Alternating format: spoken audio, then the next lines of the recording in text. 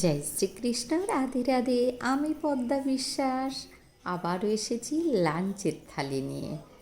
তো এখানেই একটু পদ্মার বচনটা বলি। যাই হোক, তাহলে শুরু করা যাক। যে আমার যা মনে হয় সেটাই আমি বলি। আজ মনে হচ্ছে যে একটু পার্টি পলিটিক্স নিয়েই আলোচনা করি। আমি, আপনি, ওনারা, আপনারা, হয়তো কেউ তৃণমূলের আমলে অপমানিত হয়েছেন, লাঞ্ছিত, বঞ্চিত হয়েছেন, অনেক জ্বালা যন্ত্রণা সহ্য করেছেন, তাই হয়তো পার্টি বদল করেছেন।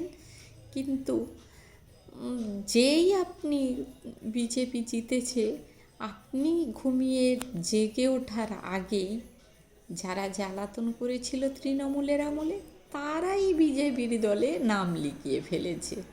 তারাই হয়তো হোমরা চোমরা হয়ে গেছে, এতায় ওতায় অফিস খুলে বসে গেছে। তো আপনি দেখুন, হয়তো দল বদল করেছি আপনি, আমি, আপনারা, কিন্তু যে সমস্ত মানুষ দলের মধ্যে মহল্লায়, শহরে, পাড়ায় ঢুকে গেছে পার্টিতে, তাদের আচরণ চরিত্র তো বদল করতে পারিনি, তারাই তো ঢুকে গেছে। তাহলে আপনি কার কাছে নালিশ করবেন? ন্যায় কোথায় পাবেন? সাচ্চা বিচার কে দেবে আপনার? আপনি তো সেই উঁচু তালার মন্ত্রী এমএলএর কাছে যেতে পারবেন না। আপনার এলাকা, মহল্লায়, শহরে খুঁজবেন, কিন্তু সেখানে তো ওরা নিজেদের স্বার্থে, নিজেদের পিঠ বাঁচাতে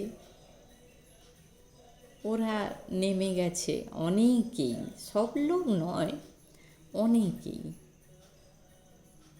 আর স্বার্থ ছাড়া মানুষ তো চলে না।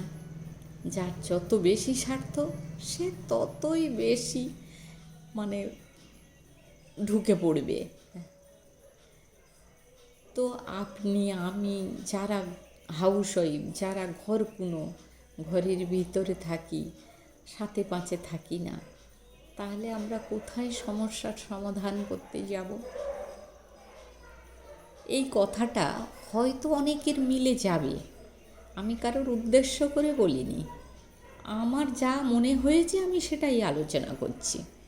এবারে মিলে গেলে ভাববেন না এই আমার উদ্দেশ্য করে বলেছে। দেখুন, যার জুতো দোকান কোম্পানি আছে, তিনি তো প্রত্যেকের পা ধরে ধরে মাপ নেয়নি, তিনি জুতো তৈরি করেছেন। আর সেই জুতো কারোর না কারোর মাপে হয়ে গেছে। সেই রকম আমি কথাগুলো বলছি, হয়তো কারোর লেগে যাবে, তাই বলে আমি কারোর উদ্দেশ্য করে বলিনি। এগুলো হয়, যারা বেশি অন্যায় করেছিল তৃণমূলে, খারাপ লোকেরাই, তারাই আপনি ঘুম থেকে ওঠার আগেই যেই শুনবে বিজেপি জিতে গেছে, ওরা সঙ্গে সঙ্গেই দলে ঢুকে গেছে। এটা রিয়েলি ট্রুথ, খোঁজ নিয়ে দেখবে। তাই আমরা বদল করেই কি করব? আর যারা ভালো, হয়তো উঁচুতলার মন্ত্রী এমএলএরা, তারা চাইবেন যে ন্যায় করবেন, ন্যায় পথে যেন মানুষ চলে টলে, কিন্তু তিনি তো আর দেখতে আসবেন না আপনার পাড়ায়, ওনার পাড়ায়, আপনাদের পাড়ায়, মহল্লায়, শহরে। তিনি তার দায়িত্ব হয়তো পালন করবেন ঠিকই, কিন্তু এই ছোটোখাটো যারা কর্মী, নেতা, এদেরও তো সকলের ভালো হতে হবে। দলের তখন ভালো খারাপ নিয়ে আর কি প্রশ্ন করবেন? দল বদলালে কি হবে? মানুষ তো বদলাতে পারিনি, সেই সব মানুষরাই যদি ঢুকে পড়ে। তাই আমার রিকোয়েস্ট, ভালো মানুষ দেখে দেখে অন্তত মহল্লায়, শহরে, পাড়ায় যাদের উপরে দায়িত্ব দেওয়া হবে, একটু বিচার বিবেচনা করে দেখুন। অর্থ থাকলেই আর গা ঘেঁষা মানুষ হলেই তাকে যে দলে নিতে হবে তার কোনো মানে নেই। যিনি দাতা হবেন, যিনি জ্ঞানী হবেন, যিনি কোনো দিন কারোর বিপদে ঝাঁপিয়ে পড়েছেন, এমন মানুষ দেখুন। আর যিনি মানুষের বিপদে ফেলেছেন, অন্যায় করেছেন, অপরাধ করেছেন, দু চারখানাও হোক, নিজে কতটা সৎ সেই মতো লোক দেখে তার